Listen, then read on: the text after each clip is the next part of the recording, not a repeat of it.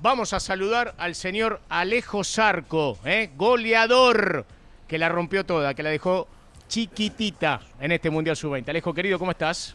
Buenas tardes. ¿Todo bien? ¿Todo tranquilo? Todo tranquilo. Le mando un saludo ahí a toda la gente del piso. A vos, Quique, gracias por la invitación. A charlar un rato. Gracias, bueno, Alejo. A ver, felicitaciones, porque realmente estuvieron a la altura, hicieron un Mundial maravilloso. Obviamente que Marruecos fue más que ustedes en el partido final, pero creo que les habrán llegado los mensajes y el cariño, el afecto de todo el pueblo argentino. Sí, la verdad que estamos muy orgullosos del Mundial que hicimos. Siempre es hermoso vestir esta camiseta. Sentimos que dejamos todo, no nos guardamos nada, nos llevamos los lindos momentos, todo lo que pudimos disfrutar. Obviamente que después del partido recibimos mucho cariño de la gente. Nada, muy lindo ver a los familiares, a toda la gente que fue a bancar allá a Chile, todos los que bancaron de acá de Buenos Aires. Obviamente no, triste también porque no se pudo cerrar de la mejor manera, pero nada, orgulloso porque sentimos que dejamos todo. Lionel Scaloni, el técnico de la selección argentina mayor, Lionel Messi, De Paul y muchos jugadores de la selección argentina mayor se hicieron presentes con posteos para con ustedes. Sí, estuvimos viendo ahí, sentimos el apoyo de todos, del cuerpo técnico, de los jugadores de la mayor, que eso es muy importante y te da un plus siempre para dar un poquito más. ¿Qué pasó en el último partido? Ahora más frío, ¿qué analizás? ¿Cuál es la reflexión que hacen junto a tus compañeros de lo que pasó justamente en la final? No, sabíamos que era una gran selección, venían jugando muy bien todos los partidos, yo creo, jugaron contra grandes selecciones y les fue muy bien. Yo creo que fueron por ahí de estar más atentos en los primeros minutos, apenas comenzó el partido.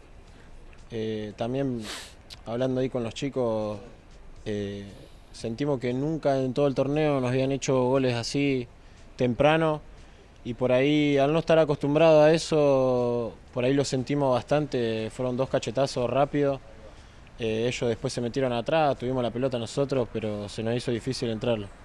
Ariel, compañeros, pueden saludar a Alejo Zarco. Es cierto lo que está marcado. Hola Alejo, Hola, gracias. Y Quique también, muy bien Alejo, escuchándote. Es verdad lo que está diciendo, hasta ahora Argentina manejaba desde muy temprano las ventajas, ¿no? Hasta la final, quiero decir. Y para un equipo como el marroquí, con semejante velocidad, tener los espacios fue toda una gran ventaja. ¿Ustedes sabían las condiciones físicas en el repaso del rival? Llegaban a tener en cuenta esa velocidad, con precisión encima, ¿no? Las dos cosas, eran veloces y eran precisos. Sí, habíamos visto videos, sabíamos de lo bueno que eran en esas transiciones, que nos teníamos que cuidar ahí, y por ahí cortar con full, claro, para que no se generen más ocasiones. Pero sí, la verdad que fueron muy buenos en esas transiciones, en los contragolpes y preciso también, que yo creo que eso fue gran parte de por qué ganaron. Ahora, esa primera parte del Mundial con goles tuyos, ahí mostraste tus condiciones bien de 9, ¿no? El cabezazo. ¿En qué mejoraste? Nosotros te perdimos el rastro un poco desde que te fuiste de Vélez. ¿En qué mejoraste? La esencia la misma. En los pocos partidos que mostraste en Vélez, nos hiciste recordar claramente esto en el Sub-20. ¿Ya hiciste un salto en otro rubro? Sí, yo creo que mejoré muchos aspectos, tanto en lo futbolístico y en lo personal. Te diría más que en lo personal, de ser más paciente por ahí. También en la cancha, que por ahí sentía que si no me llevaba la pelota tenía que salir más. Y entender que el 9 son momentos, son jugadas donde tenés que estar ahí en el lugar, esperar que te llegue, no desesperarte. Y eso creo que fue una de las cosas también. Está bien, cuando llegó el centro Gorosito estaba ahí. Y el cabezazo fue bárbaro, entre otros. Sí. Y de repente Alejo surgió esa dupla con Mateo, con Silvetti, ¿no? Que fueron totalmente compatibles porque cuando él se metía más en el área, vos salías y viceversa, ¿no? Sí, con Mateo la verdad que también lo hizo muy bien entrando del banco. Yo creo que siempre estuvo a la altura y también en el partido de Colombia fue creo que el que más me sentí cómodo. donde más fuimos un equipo. Yo creo que hicimos una buena dupla ahí y bueno, y en otros partidos también, ¿no? Pero sí, se hacía fácil por ahí, por así decirlo, jugar con él también. Ustedes eran muy pibitos, pero cuando llegaron a la final se habrán dado cuenta que desde la ilusión que despertaron durante todo el Mundial, había un repaso histórico. Y en ese repaso histórico de los juveniles campeones del mundo, había futbolistas como Pablito Aimar, como Riquelme, como Scaloni, como el propio Messi, como Agüero, como Di María. ¿Les daba orgullo eso? ¿Les daba cierta responsabilidad que había que defender en ese Mundial una historia muy gloriosa? Sí, obvio, sabíamos de que no se llevaba a la final, si no me equivoco, hace 18 años. Sabemos la responsabilidad que lleva poner esta camiseta y defenderla. Yo creo que estuvimos a la altura, pero sí, o sea, no te voy a decir nervios y esas cosas, sino saber defenderla con orgullo, dejar todo en la cancha, como decimos entre nosotros, cuchillo entre los dientes. Pero sí, yo creo que estuvimos a la altura y sabíamos todo lo que es la selección argentina, la historia, así que nada, yo creo que estuvimos a la altura.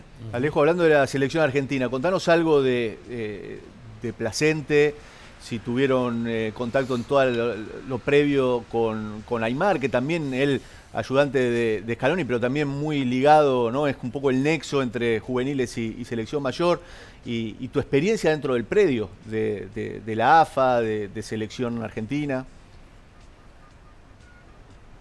Nada, con Pablito y con Diego es un proceso que venimos ya desde el 2021, desde la sub-17. Es un proceso que fue largo. Después, bueno, Pablito pasó con la mayor, pero siempre quedó ese trato. Siempre fue un cuerpo técnico en el cual te daba esa libertad de divertirte, de jugar. Yo creo que cada uno que entraba al predio no se quería ir más, que eso es lo que siempre transmitían ellos, de que disfrutemos, de que no es algo de todos los días estar en ese predio. Así que yo creo que cada uno sintió eso de todo este proceso que fue largo. Bueno, también este cuerpo técnico cambió, el de la 20 comparado al de la 17. Estuvo el Chino, Facu, Juan, el profe, que nada, también se hizo como una amistad, una familia entre cuerpo técnico y jugador. Había un ambiente muy lindo, había siempre en el lado de respeto, ¿no? Y Pero yo creo que eso ayuda mucho, sí, claro, adentro y fuera del campo, tener ese trato con el cuerpo técnico. Y esa familia que armaron ustedes durante tantos años, también es una familia extendida a la selección mayor, porque está claro que Scaloni en el proceso le ha dado, no sé si prioridad, pero ha entendido que si tenía que sumar gente joven, si tenían paso por juveniles, era un plus.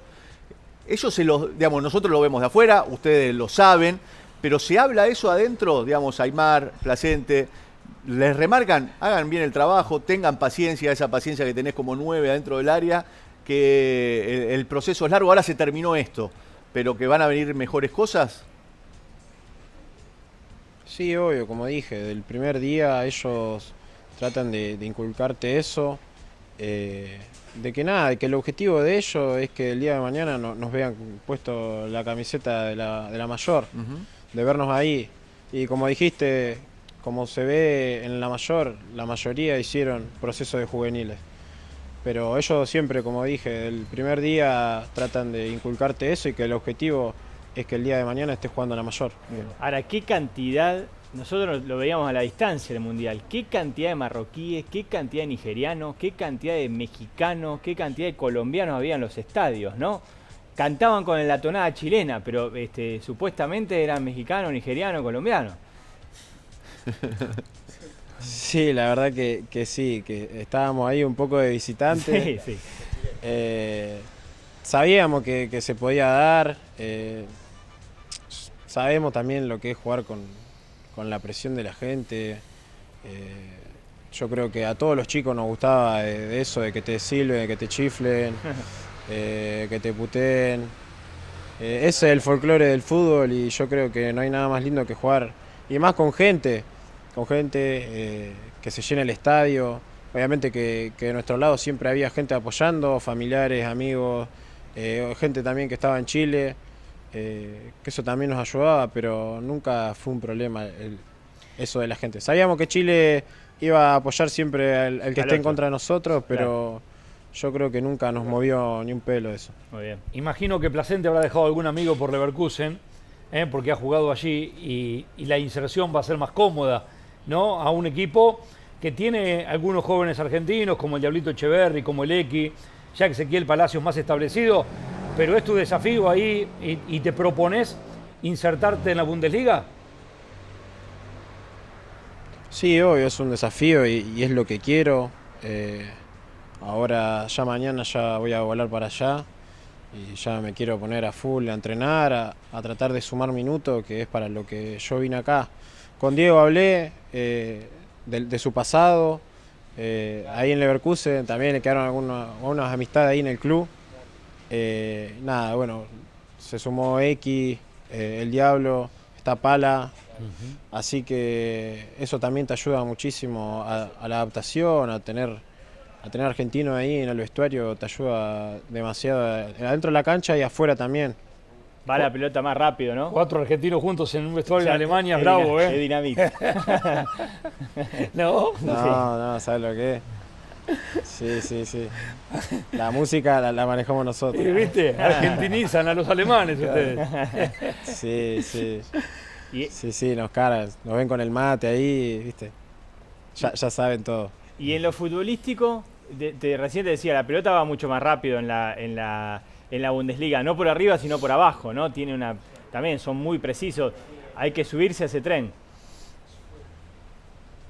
Sí, eso lo noté del primer entrenamiento, la intensidad de los entrenamientos y de la pelota. O sea, si antes tenía 2 segundos para pensar, ahora tengo un milisegundo, Sí. milésimas, o sea, no es otro ritmo, no te da para pensar, tenés que ya tenerlo todo en tu cabeza y ya visualizar alrededor para saber a quién poder dárselas y recibir. Claro.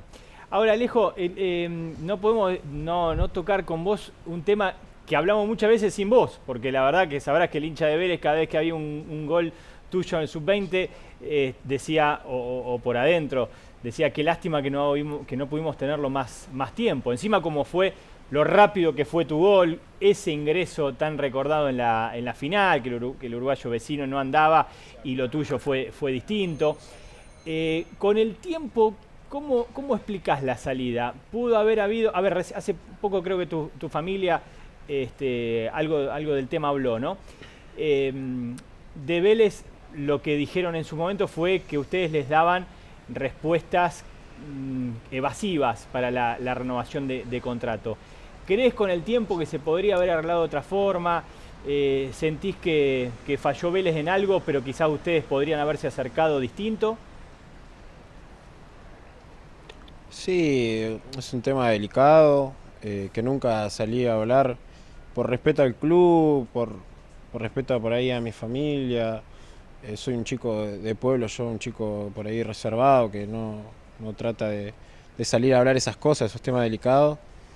Hoy en día sí, te digo que podría haber sido distinto, se dio así. Obviamente que me duele haberme ido así del club, yo no quería irme así. Fue una situación muy difícil. Yo firmé contrato en el 2022 con edad de, no me acuerdo si de séptima, a los 16 años, cuando apenas se podía firmar.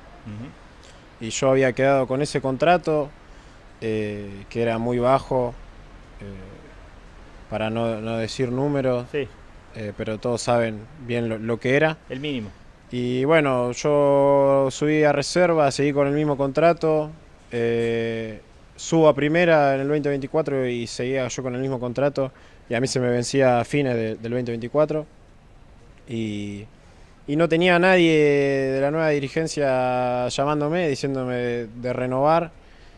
Si no me equivoco, fue una semana antes de la final contra Estudiantes que ellos me mandan la primera oferta. que también la verdad que me pareció un chiste lo que fue. Yo creo que siempre se habla lo de que son desagradecidos, de que por ahí, de que no tiene memoria, y la verdad que sí, yo creo que soy muy agradecido al club, siempre fui agradecido por darme un lugar donde vivir. Me quedé en la pensión casi 2 años, por formarme ahí, porque me formó como persona y como jugador. Pero yo creo que la gente por ahí no entiende ese lado de que al ser jugador del club no tiene el derecho de pedir lo que uno merece por ahí. Y no es solo el dinero, sino el tema del trato personal. Yo creo que se manejaron muy mal conmigo. Yo me acuerdo salí a entrenar y tenía el celular explotado de mensajes de la hinchada y era porque había sacado el comunicado matándome a mí, a mi familia, que mi familia no tenía nada que ver. Pero nada, como dije, me hubiese gustado que sea de otra forma. El Leverkusen antes de la final había mandado una oferta de cual no la escucharon, no respondían los mails. Yo me junté con Ricky Álvarez 2 o 3 veces, si no me equivoco, a charlar.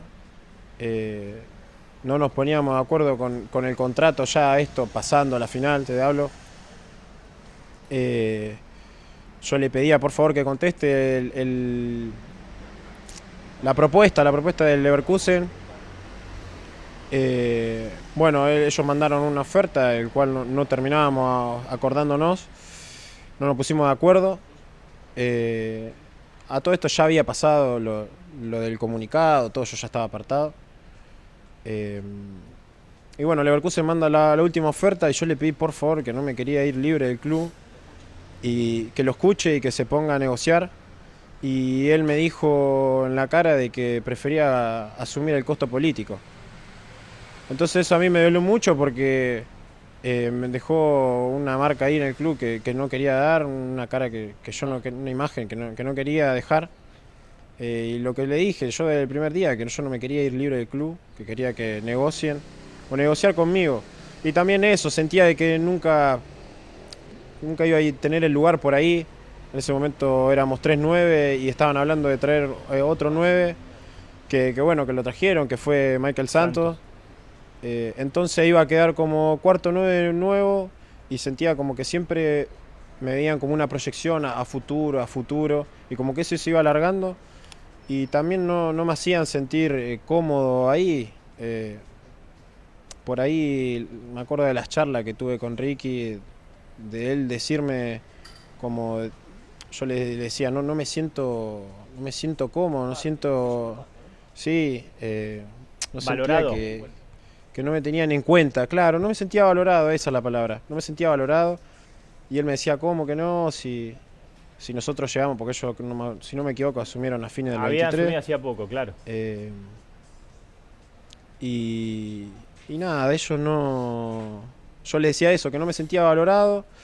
Y por ahí él me salía con que, ¿cómo que no? Si te ayudamos a que suba a primera. Y yo no entendía, le digo, ¿cómo? Si me lo vengo ganando desde hace años ya. Yo ya en 2022 yo ya estaba en reserva, 2023 salí campeón con la reserva. El 2024 hice la pretemporada con reserva. Me acuerdo yo de que después de un partido de reserva primera en pretemporada con Quintero, me fue bien y después de ese partido ellos hacen que yo suba. Uh-huh. No me quedó claro con Quintero, algo. le había gustado sí. y sí. Esto que decís que te habían explotado el celular, los mensajes parte de la hinchada, ¿qué eran barra? No sé si barra, gente de Vélez, normal, gente de Vélez redes sociales, por ahí. Sí. Yo me acuerdo, fue después del receso, entrenamos a la mañana y entrenábamos doble turno y yo entrené y cuando termina el entrenamiento habían sacado el comunicado sin decirme nada. Y nada, la verdad que no entendía nada, mi familia no entendía nada. Me terminé yendo a la concentración y me dijeron que iban a entrenar apartado y así fue. Bueno, es una lástima porque Vélez tiene también su postura, ¿no? que la ha contado. Es verdad que la dirigencia había asumido hacía poco y era un momento bravísimo de Vélez, seguramente con varios frentes abiertos. En una gestión anterior se había ido Prestiani porque cuando volvieron a la Villa Olímpica, para entender el contexto, ¿no? Cuando volvieron a la Villa Olímpica estaban esperando los Barras, es decir, tal vez no hayan podido quizás darte lo que vos estabas esperando en semejante cantidad de temas a resolver. Ahora, claro, Vélez seguramente no quería negociarte con Leverkusen en ese momento, sino lo que quería era usarte una renovación. Y usarte un largo plazo. Lo último, decinos, ¿vos te arrepentís de haberte ido así? Sí, obvio, como dije, yo jamás me quise ir libre del club, siempre quise llegar a un acuerdo, que eso fue lo que ellos salieron a decir por todos lados, de que yo como que nunca quise llegar a un arreglo, pero obvio, no sé si arrepentido porque se dio así, obviamente, como te dije, hubiese querido que sea de otra forma, pero se dio así, tuve que comer mucha mierda y como dije, por respeto al club, jamás salí a decir algo. También sabía de los problemas que ellos tenían como dirigencia, de que le había quedado de la dirigencia anterior muchos problemas, pero no se podían atar a eso, atajar y correrme con eso. Había muchos contratos que se vencían dentro de 2 años y renovaban eso en vez de llamarme y decirme que me querían renovar. Es más, mi representante ha hablado con uno de los directivos del club y le ha dicho, esperame que vuelva de vacaciones. Entonces, no me parece el trato a un pibe ni un jugador del club que nada, como he dicho, siento que el hincha por ahí, puerta adentro se sabe, el hincha tiene que saber de que el jugador del club, el pibe que pertenece al club, tiene el derecho también de pedir lo que se merece. No porque sea pibe del club se tiene que conformar con nada. Bueno, Alejo, ha sido un gusto, felicitaciones por el Mundial. La final es bronca y decepción, pero entendemos que pasan los días y ya habrán dimensionado todo lo anterior y que haya futuro y ojalá que haya también un futuro con Vélez, ¿no? Porque a Vélez también se le han ido otros jugadores en esa condición y está clarísimo que se genera una herida, teniendo las divisiones juveniles que tiene, ¿no? Que son extraordinarias. Te cierra allí, Alejo, te agradecemos de nuevo, abrazo enorme. Muchas gracias a ustedes. Valoramos muchísimo porque es la primera vez que habla, desde que se fue de Vélez, así que valoramos muchísimo que hable así a corazón abierto, sinceridad brutal de parte de Alejo.